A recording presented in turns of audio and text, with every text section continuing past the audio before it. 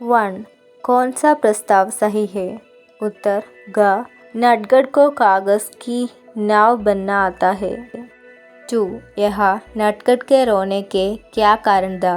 उत्तर नटखट को शंका थी कि चटपट सारी घटना माँ से बता देगा। इसकी डर से नटखट गाली फाड़कर रोने लगा।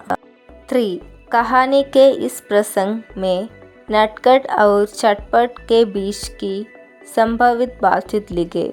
उत्तर चटपट, अब तो तुम वह जाने सी बच गए हो, फिर क्यों रो रहा है? नटखट रोत हुए, तुम घर जाकर माँ से शिकायत करेंगा। चटपट अगर ना करूँ तो? नटखट तू जो कहो। चटपट मुझे कंकास की नाव बनना नहीं आता, तुम सीखा देखा। नटखट हाँ, आस में क्या है, पर मुझे तैरना नहीं आता, तुम सीखा देखा। चटपट हाँ, आस में क्या है? चिंतित होकर, अरे छोटे, हम दोनों की कपड़े भीगे गई है, हमें भीगे कपड़े में देख माँ पूछेगा तो क्या कहेगा? नटखट हाँ बड़े, अब सोचकर आओ दौड़ लगाते हैं, कपड़े अपने आप सूख जाएगा। चटपट हाँ, यह ठीक है। अथवा कहानी की गणनाओं की क्रमादित करते हैं लिखे। उत्तर नटखट नदी में कागज का नाव बहाता है, छोटी बाई नदी में गिर जाती है, नटखट की जान चटपट बजाती है, दोनों भाई तालाब में गिट्टी पराती है। 4. ततैया यहाँ किसके बारे में बात कर रहे हैं? उत्तर ग. फरहाद के बारे में। 5. सही विकल्प चुनकर लिखे। उत्तर ग. वे प्लस का उनका। 6. कोष्ठक से सही शब्द चुनकर वाक्य को आगे बढ़ाए। उत्तर फरहाद पढ़ते हैं, फरहाद किताब पढ़ते हैं, फरहाद रोज़ किताब पढ़ते हैं और फरहाद किताब ध्यान से पढ़ते हैं, फरहाद रोज़ किताब ध्यान से पढ़ते हैं और फरहाद रोज़ किताब ध्यान से पढ़ते हैं। 7. कहानी के आधार पर 4 सही प्रस्ताव चुनकर लिखे। उत्तर का. फरहाद के घर में छिपकली घुसी थी। घ.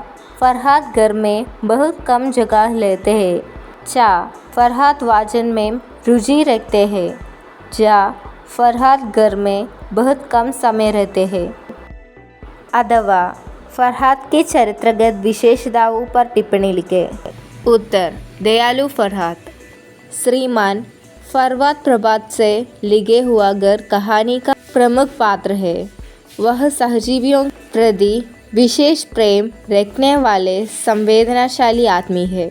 वह छोटे जीवों को कभी सताना नहीं चाहता है। वह अपने घर में अधिकांश जगह सहजीवियों के लिए देती है। वह घर की समृद्धि सुविधाओं से ही संतुष्ट हो जाता है। घर के तमाम सूक्ष्म जीवों की पूर्ण स्वतंत्रता देकर फरहाद उन्हें अपने परिवार मानता है। उनकी खुशी देखकर फरहाद भी खुशी हो जाता है। घर की जीव जंतु भी उसे बहुत चाहता है। वह पुस्तक बहुत पढ़ता है। वह दिन भर सामाजिक कार्य में लगा रहता है और रात को केवल सोने के लिए घर आता है। वह मनभावन चरित्र वाला आदिवासी और मनशील है। वह शांत सादा जीवन और उच्च विचार रखने वाली भी है। इस प्रकार फरहाद के चरित्र में प्रकृति से मेल खाकर रहना चाहने वाले एक प्रकृति प्रेमी को हम देख सकते हैं। 8. विशेषण शब्द चुनकर लिखे। उत्तर का. बहुत। 9. समान आशय वाली पंक्ति कवितांश से चुनकर लिखे। खेत स्वर्ण वर्ण फसलों से समृद्ध है। उत्तर पक्की सुनहली फसलों की मुस्कान। 10. कवि ने किसकी आवाज़ के कोकिल खंडी तान कहा है? उत्तर घ. किशोरियों की। 11. कवि और कविता का परिचय देते हुए कवितांश का आशय लिखे। उत्तर, बहुत दिनों के बाद गाँव की और वापसी। प्रस्तुत पंक्तियों हिंदी के प्रगतिशाली कवि नागार्जुन की बहुचर्चित कविता बहुत दिनों के बाद से ली गई है। इस कविता में गाँव के प्रति कवि अपने लगाव प्रकट करते हैं। कवि एक लंबे समय के बाद अपने गांव में आती है और यह अपूर्व आनंद का अनुभव करती है। इस कविता में कवि ने अपनी 5 इंद्रियों से प्राप्त किया गया सुख का वर्णन किया है। पहले छंद में कवि कहते हैं कि उन्होंने अब की बार गांव की पक्की सुनहली फसलों के मुस्कुराती पाए। यह दृश्य उनकी आंखों में शतलित प्रदान किया है। यह ग्रामीण वातावरण शहर में दुर्लभ है। यह कवि अपनी आंखों से रूप की अनुभूति प्रकट करती है। दूसरे छंद में कवि कहते हैं कि आपकी बार अच्छी फसल मिला है, इसलिए गांव की कन्याएं अत्यंत खुशी में है। वे गान गाकर खुशी के साथ ओकेली में दान करती है। बालिकाओं को यह मीठा संगीत उनके कान के लिए अमृतधारा बन गई है। यह कवि गाने से अपने गांव का अनुभूति करते हैं। कवि कहते हैं कि कई दिनों के बाद अब उन्हें अपने गांव में जीवन जीने के अवसर मिला है।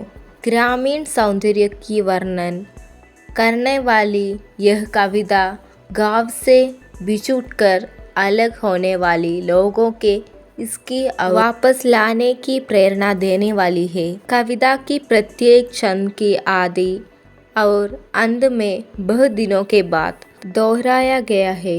जी पर शब्द पुनरावृत्ति कविता में एक विशेष लय और शैली के जोड़ता है। इसके साथ ही सहज सरल शब्द और बिंबों का प्रयोग कविता के एक अलग सौंदर्य प्रदान करता है। 12. फूल कविता के कवि कौन है? उत्तर, घ. डॉक्टर रामदर्श मिश्रा।